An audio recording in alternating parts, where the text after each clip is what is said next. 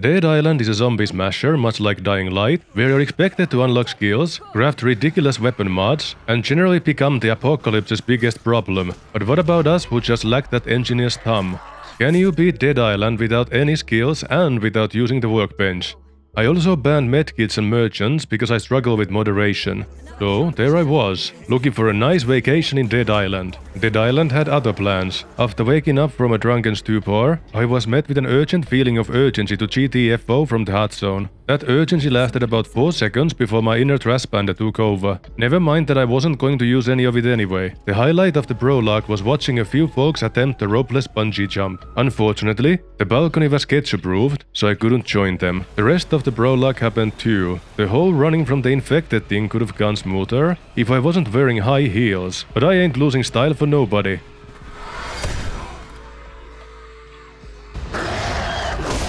Some ragtag group of my saviors carried me to safety, which bound my spirit eternally into their servitude. Then they collectively decided that I, a tiny Japanese lady, should go out and help Cinnamon Bun-san against zombies, which could have gone better. Next, I had to run to his bungalow for a keycard. I avoided all the zombies in the way, because the more I level up, the harder things get. That's what I believe anyway. Because the zombies don't neglect their training, they level up with you. Back at Cinnamon-sama with the card, he sent me to scout the lifeguard building next. I did my best to avoid all the stinking trouble on the way, except there's no avoiding the runners. As soon as I had hastily carded open the gate, I closed it behind me to minimize the amount of bunks that needed delivery. After opening the garage door, a big Fadamaka with hilariously short arms popped up. Boy did I have a plan for him and his groupie. The rest of the resident zombies resisted being swept cleanly and generally didn't appreciate me invading their diner. But it was nothing too complicated. Cinnamon-san and the folks at Don't Help showed up, and I was dragged to do more busy work by the chain on my soul. Cinnamon Bun-kun told me to work on some side hustles for Mike and Dominic. Needed to get some gasoline and a signal booster, respectively. So I sprinted to the lighthouse first, holding back from bashing skulls the entire time, save for the sprinters, of course. Made me thankful that I picked the character with the highest stamina. Totally planned that, by the way. Obviously, I couldn't just get the signal booster. Darwin was gatekeeping the storage and needed me to fire up the electric grid for him. The local trader was also having a really bad day. Nani the fuck? Subscribe. I nabbed a car and started with the gas station. My heavy-duty death machine flattened anything that looked unemployed enough to be a problem. Surprisingly, the gas station folks let me in free of charge. I left their backyard zombie unalive, then hauled a few boxes to the hole in the roof. The bullymong hated them. The little guys were considerably less impressed. After powering the pumps and opening the gate, I dragged a canister to the fountain. Apparently, that was the local mating call for runners. I wasn't worried though. I felt invincible in my safety death machine. From there, I dropped by Mike with the gas, and he had the gall to bitch at me for not being fast enough. Like, okay dude, you go out next time and do it faster. For enjoying a delightful bonfire, God punished me for letting my guard down. Okay. When I was helping what's his name with his school problem, it didn't help that I dragged along a few zombies that I'd previously ignored, or that my brand spanking cleaver got swallowed by the void when I yeeted it into a Zombro skull. After getting informed that another transformer needed help, I kept my mobile death fortress close by. It scampered up and down those stairs on all fours. That's how I do it too. Alarms and runners were triggered from me messing with the power units. They were basically asking to be mangled under my all-terrain zombie mower. My truck was starting to outperform me in every meaningful metric. This resort is no joke. The beach walls were made out of concrete or something. At the lighthouse, I talked to Darwin, got the signal booster, fast switched back to the lifeguard, and got paid for the inconvenience. For my next task, Cinnamon Bun sent me to organize the greatest canned food heist this resort had ever seen, targeting the nearby bars. The loitering undead were very excited about my presence and refused to make it easy, because the XP they carried was more contagious to me than whatever they had. Trying to avoid the zombies and breaking down doors was nerve-wracking. It was surprisingly fun. Nothing spices up burglary like 30 stinkers trying to collect your spine. Finding the time to get lost made me miss Dying Light. At least there, I could solve my navigational issues by scrambling for high ground. Jump scares weren't beneath the coughing stuffing either. Screaming for my life over 3 cans of beans wasn't on my bingo list that morning. But here we are. With the trusty death machine I nabbed from the lighthouse, I set out to loot juice boxes from the gas stations to Cinnamon and his merry gang of layabouts. Apparently 3 cans of food wasn't enough. Go figure. figure. Taking out the zombies with a car gives me less experience and a safer work environment. My gas station friends hadn't survived since my last visit. You win some, you lose some. Naturally, the second bag of juice was all the way over to the other side of the map.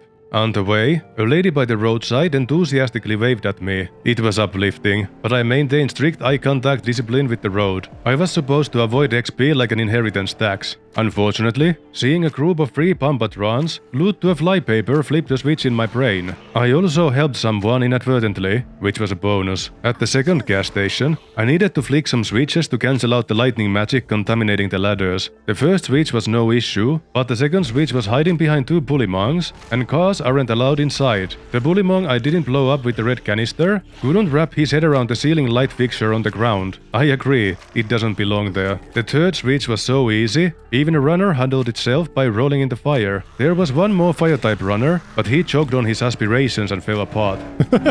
With the lightning out, I made my way to the roof, introduced a bullymong to gravity, and laughed as he sorted himself into the correct recycling bin. Deserved. What the frick? The gas station itself was empty. I grabbed the juice, headed back, greeted the lady cheering for me with a smile, completed the delivery, and got very annoyed at the nearby folks trying to beg me for help. Look, are you hearing me? Are you hearing me? And didn't help that Cinnamon-kun rewarded my suffering with just scraps. Another level up quietly joined my inventory of useless things. The skill tree remained untouched, like a museum exhibit. Surprisingly, the leftover rations weren't enough. So, naturally, the solution to our food shortage was Grand Theft Car. Sign me the frick up. Can you do this for us?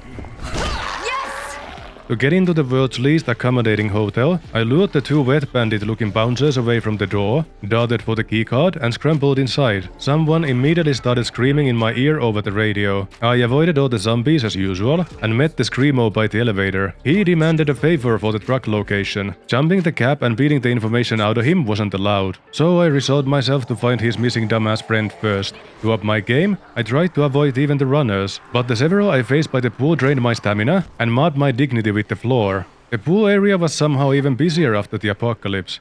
Luckily, they waited patiently while I regrouped with the pieces of my ego. I scurried for the door and just barely managed to close it in time. Oh, got it. After that, I found Ken curled up in a closet with the other tools. I went to get painkillers for the idiot, found them in the back room, and got slapped on the way back. Oi! He's fast as frick, boy. Back at Ken, I stuffed him with the chems. He wanted more, and then proceeded to hallucinate. Following instructions, I met a closed door. Surrounded by zombies in a dead end, the security guard courteously informed me that I wasn't getting in. No! Until I'd cleared the queue zombies also trying to enter. As a cherry on top, some of the avoided bombies also dragged their way into the mixer. Short on snacks and health, desperation drove me to innovation. Obviously, Sir Helps or Not had more chores for me. I tried to sneak into the IT dungeon without alerting the second-hand humans, but that was clearly not working. God dang it. So, after wasting most of them and resetting the servers, I finally got the okay to get the truck. I keep forgetting which side the steering wheel is on. Because of that, I got stuck in a corner for a while and things looked moderately terminal. But before I got chewed in the bits, I found a small gap, squeezed through, started the truck without slaughtering any of the Jolly Roamers, and watched it Ghost Rider its way out. Runners screamed hunt as soon as I stepped outside, so I inserted myself into the mobile fortress. On the way back, I went to show my new ride to the cheering lady. I think she was impressed. Passing by the gas station, I almost got stuck doing a victory loop, trying to avoid the running XP dispensers. I gently convinced the bullymong that standing in the way was optional, because if I was going to take that much XP anyway, I might as well have flattened the runners instead. And then I got rewarded with the equivalent of a stern handshake. Next, I went to check out a crashed helicopter near the lighthouse. I got to sneak in just far enough to get hijacked by a cutscene and met my first creeper. I triggered him, then politely left the explosion's personal space. The Russian on site demanded I help him reach a nearby bunker. Naturally, he immediately outsourced survival to me by faceplanting into a group of zombies. I softened them up just enough for him to finish the job, minimizing my own evolution in the process. The runners arrived shortly after and refused to play ball. Meanwhile, my Russian deadweight took off to find better opportunities against the bullymong. I arrived just in time to loosen up that jar of rotten pickles. He immediately abandoned me again. Fortunately, he stopped being difficult after that and took the shortest route to his safe hole. He rewarded me with a weapon, which retroactively justifies some of what just happened. Cinnamon Summer's next brilliant idea was to turn my truck into an unstoppable fortress. You up for that? Hell yeah! I was so excited, I immediately forgot to bring the truck on the way out. After correcting that tiny logistical oversight, I did my best to weave through the zombies. Several of them enthusiastically volunteered to become speed bumps anyway. Mwah. At the garage, I flattened the quest-exclusive zombie skids and handed the truck over to the local engineering department. The mechanic was a good idea machine about what to do with it. What do you want this thing to be? A rolling fortress? A homemade tank? I can add some armor or whatever. One of each, please. While he and allegedly his daughter worked their magic, I had to defend the garage. Apparently sprinters caught wind of the free car upgrades. Luckily, there was 3-for-1 special on Dead Stupid Heads if you use the promo code REDCANISTER69 at checkout. Right! The second wave made the exact same financial decision. The third wave didn't go quite as smoothly. I saved my only Molotov for the occasion, missed every zombie, and somehow set myself on fire instead. Balancing on the fence for a better angle only improved my understanding of gravity. Frick. Feeding them my weapons fixed my mistake. With the garage secure, the game rewarded me with an emotional cutscene. Earl insisted we take his daughter with us, or he'd keep the truck. Oh no, too bad there were only 4 of us there. If we had one more, maybe we could have overpowered him. There were heartfelt speeches, sad music, promises, and I feel nothing. When I finally spoke to Deadweight, she kept moving like she was trying to suppress the world's biggest burp. It was surprisingly distracting.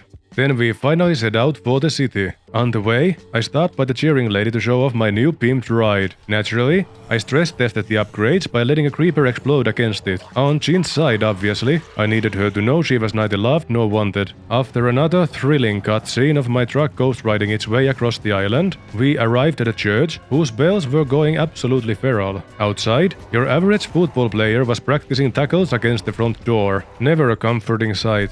Those poor people. We can't just leave them like this.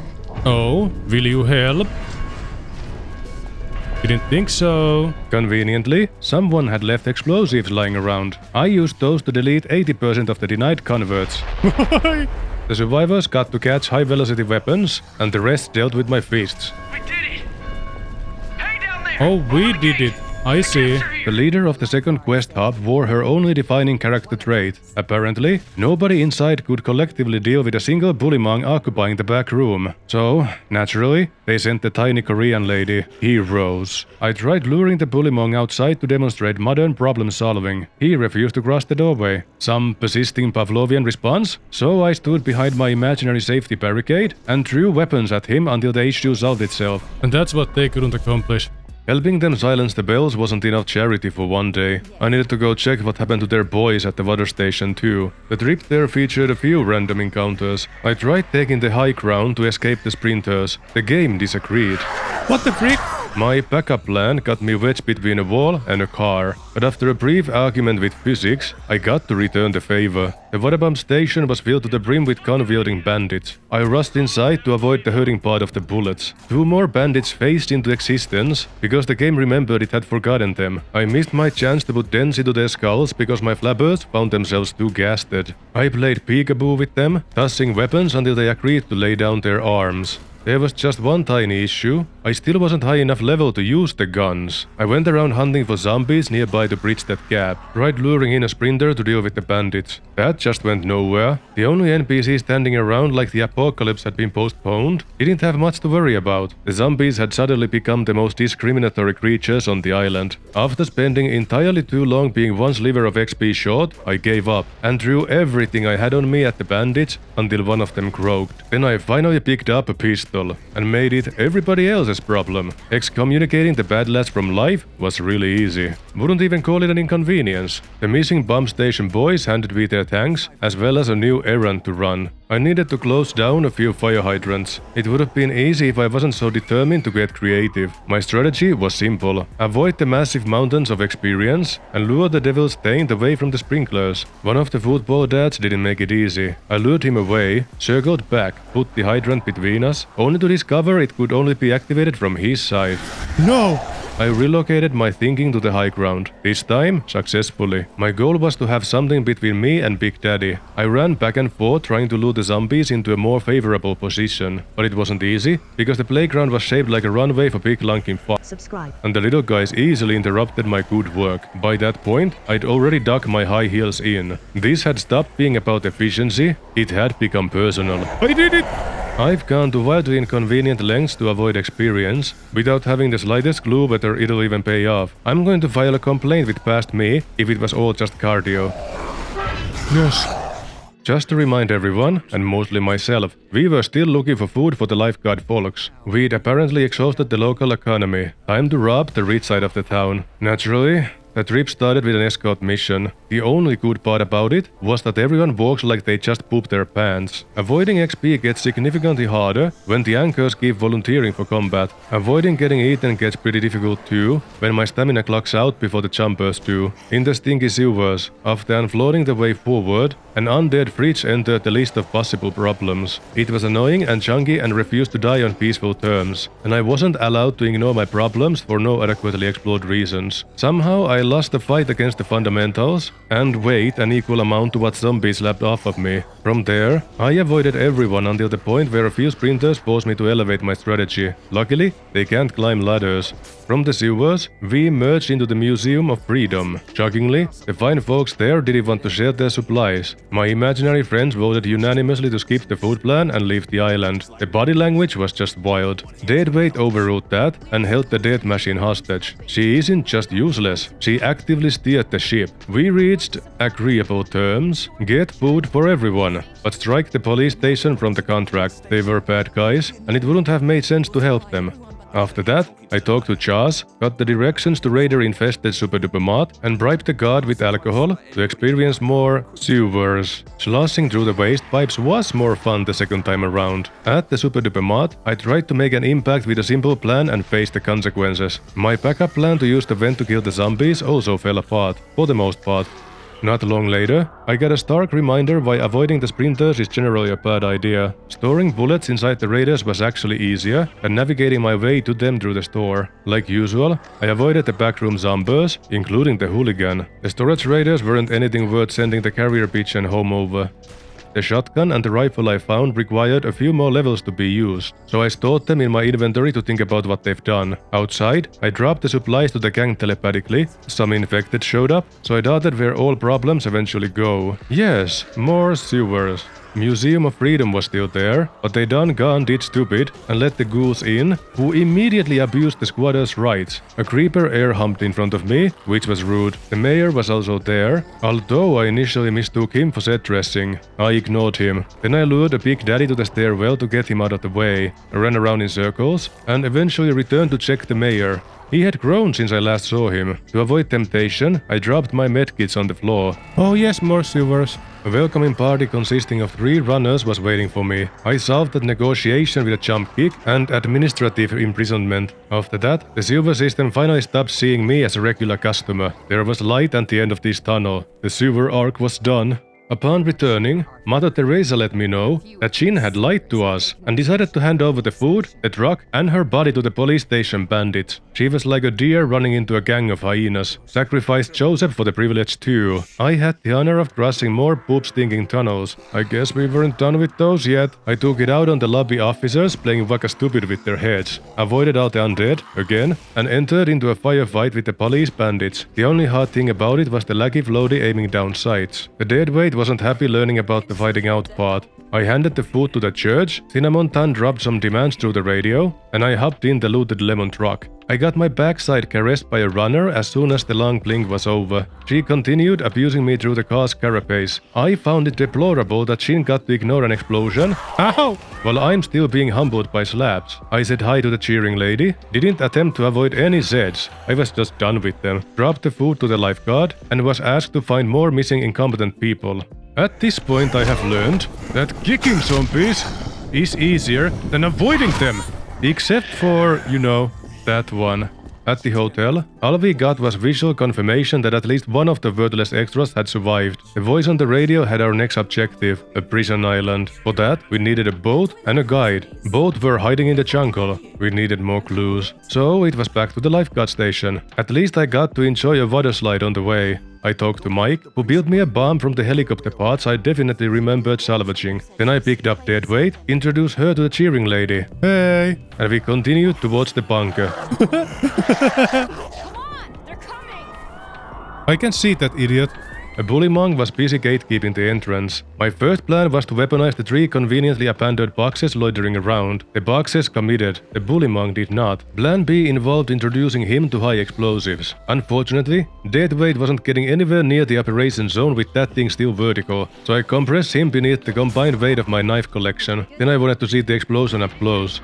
After respawning, I pulled a mythic and continued towards the jungle by penetrating another manhole fearing the worst, but there was no sewer segment. I have a good feeling about Act 3. The radio guy and my imaginary friends briefly argued over the plan. They reached a unanimous decision. Keep going. Naturally, the bridge voted against us. Deadweight refused to continue until everything unliving under it was scrubbed. I focused on the walk-ins, not artillery first. Every fight I couldn't bullshit my way through reinforced that my stamina bar has the work ethic of a government office 5 minutes before closing. I got so close to death you'd think I was die curious. After that, even Deadweight agreed my strategy was better, and we ignored everything that wasn't contractually obligated to die. The quest village had already been mostly recycled by zombies and another gang. Matutero, the village elder, agreed to help us find the guide, right after I helped him first. Yes, more chores.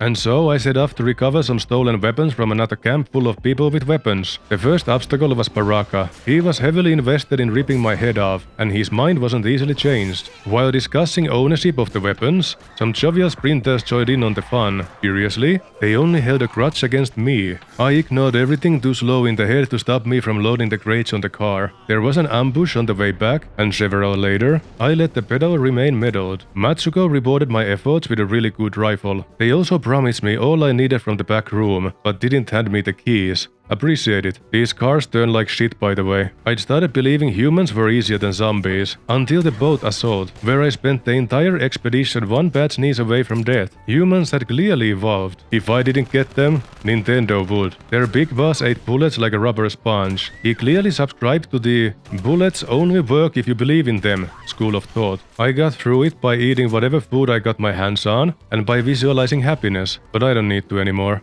We sailed over near Moven's cabin. Taking a shortcut hurt the game's feelings, so I waddled the rest of the way. According to Moven, he didn't know no way to any prison, of course, but could take us to a laboratory instead. And just so we weren't thinking of having fun, we escorted him back to the boat. 30 seconds? No zombies. This could have been a stern email. The lab entrance was clogged with dust-crusted meat puppets. They hit the floor like me whenever I dropped food. 5-second rule. Deep inside the science dungeon, I donated my infection-proof blood. Dr. West claimed they were a cosmetic company. Pull the other one, please. While he worked on my blood, I got promoted to errand goblin. First, I politely escorted the undead off the premises, then went looking for a fuse. Oh, crap baskets. Big Football Daddy was guarding the fuse. Of course, I lured him outside, avoiding participation in the contact sport. There was also a baraka nearby. Thankfully, he didn't get invested. After grabbing the fuse, the floor trash in the warehouse woke up. I made a perfect escape, right into the world's largest booth. Brick!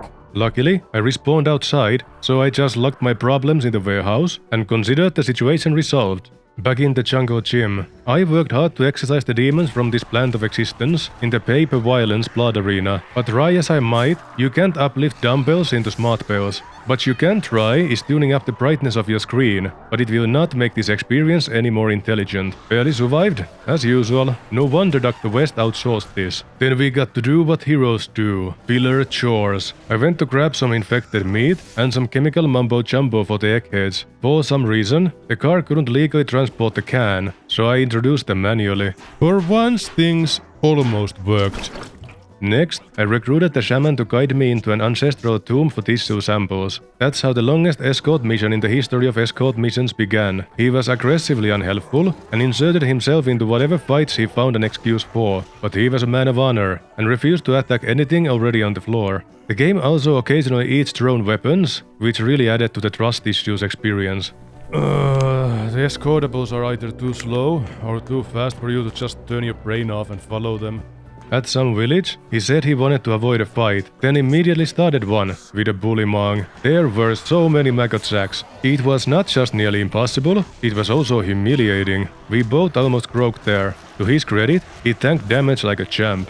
Then came the bridge. I could have handled it, but my wizard chose violence on 1 HP and immediately found out. Dang it! Fortunately, the failure healed him. If there is any solace to this whole thing, I at least got my vitamins in for the day. At the Tomb of Misery, we traded our shaman for a girl. Fair exchange? I'm sure there was no other way. On the upside, we got a living sample and a dead sample. At first I supported the trade, but honestly, the shaman was more caked out than Irima. The sprinters were persistent, annoyingly so. Irima occasionally stopped running just to watch me get mauled, while I did my best to keep her alive, out of spite and responsibility. Moven broke his promise to stay at the boat, and almost joined the Silly Walker gang. I tried to take a shortcut again, but those aren't allowed. I did my best to help Moven, but he had the survival instincts of an orange cat. Luckily, he was tanky enough to outlive his lifestyle. Then it was time to take Irima to the lab. She wouldn't fast travel no matter how long I waited, and then died when I traveled back. She also refused the car, so I just drove behind her with AZ on full blast like a disappointed parent. This game must have been made when devs still mistakenly thought escort missions are fun.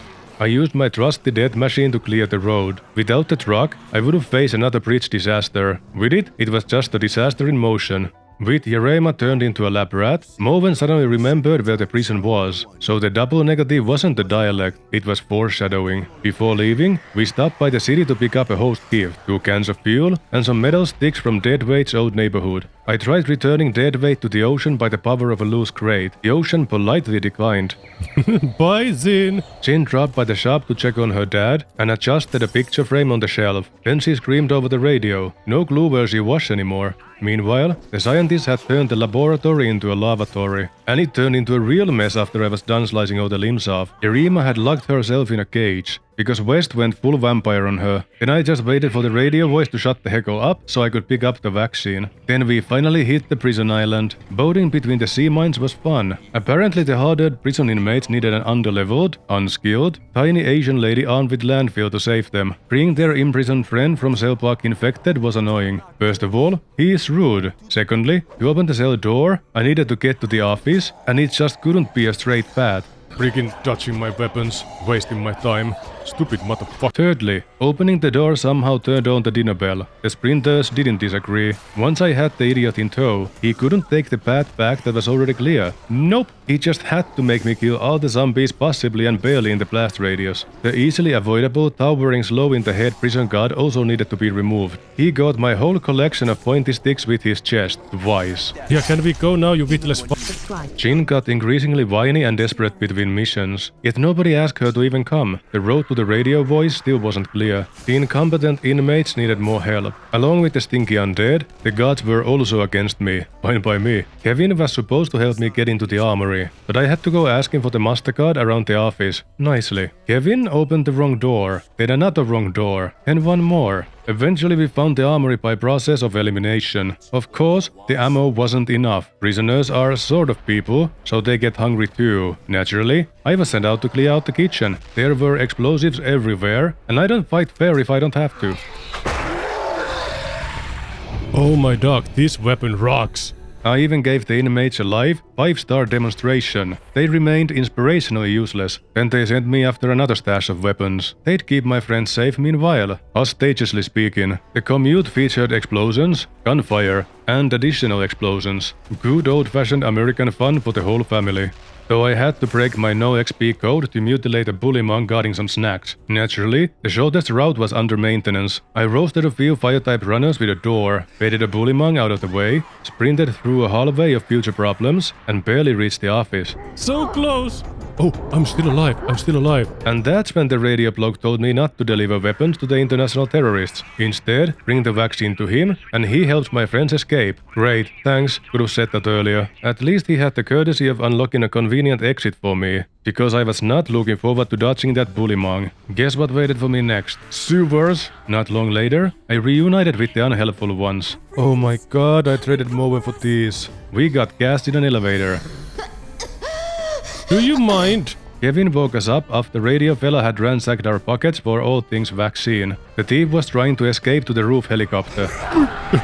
Our plan was to get there faster by taking a riskier path. It wasn't that difficult to ignore everyone and just close the doors after me. Oh crap, I just got trapped. For the most part, I find transferring trains more stressful. Stay there, think about what you've done. The rooftop opened with gunfire, increasing my body mass. My health bar immediately became a government budget, permanently in crisis. The sprinters arrived. They demonstrated remarkable teamwork, considering none of them possessed functioning frontal lobes. I died. Then I died more professionally. You'd think getting to high ground was the winning strategy. That accomplished simply nothing. I found greater odds getting stuffed in a closet. On the way to the helicopter, a bullymong was acting as a bouncer. I baited him into swinging at the air, timing my darts like a professional octopus tag player. But his psychic attack caught me off guard. Whatever paranormal committee approved of that attack hitbox, the radio guy didn't want to carpool. So Deadweight started a solo scene, which gifted the radio man with a love bite from his wife. For rekindling their relationship, he repaid us by lowering our anchor for us. Then he remembered he was the final boss and ulted. The mutated radio dude deleted me in about 10 seconds. I kept waiting for a miracle, but miracles stopped happening when we invented cameras. I threw everything at him. Bullets, weapons, and I even thought of quoting Moby Dick while flying off the roof. I'm genuinely not convinced this fight is easy, even if you actually use the skill tree. The helicopter's blades extended their unhelpful hitboxes downwards enough to be a problem. I briefly considered letting him win. He clearly wanted it more. Eventually, with enough elbow grease, bullets, and relentless screaming, the man ran out of health before I ran out of household objects to throw at him. Here's the skill tree, still very much unused. Then I took the helicopter back to Taiwan. Deadweight stayed behind to join her dad, and I beat Dead Island without the everything. And that's it for this time, folks. Do the engagement things if you want to help out. May Lady Luck step on you and bless your loot. Thanks for watching. See you next time. Take care now. Bye bye then.